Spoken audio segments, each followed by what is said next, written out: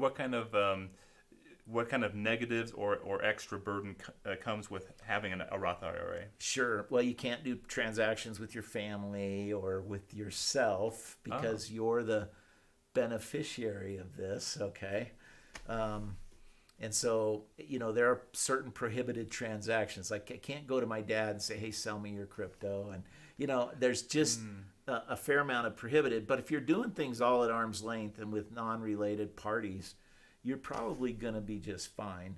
When you do want to make sure, I think, that you get a good trustee, a good custodian of the assets, which I believe Directed IRA is a great company. I've dealt with others out there. But I think having a good, solid company working with you is an important plan.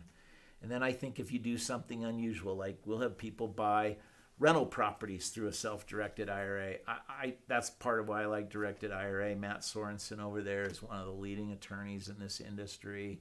He knows the tax laws cold, and they're going to make sure it's done right, so that what you don't want is some transaction creating a distribution event, because then all of a sudden now it's outside of the IRA, and that can cause all kinds of tax problems for you, particularly if it's a regular IRA, because you can have a huge taxable event in that year. So you're going to want to make sure that the guys looking over your shoulder are reputable, solid, and they keep you out of trouble.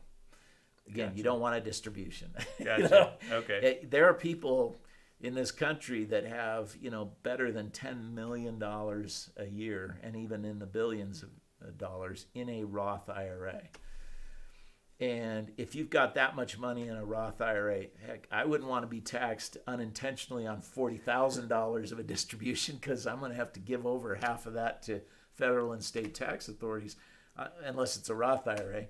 But on a regular IRA, you create a huge taxable event. You just don't want that happening to you. Gotcha. So, yeah. Okay. Yeah. Well, very good. Yeah, that actually answers a lot of my questions about short-term and long-term gains.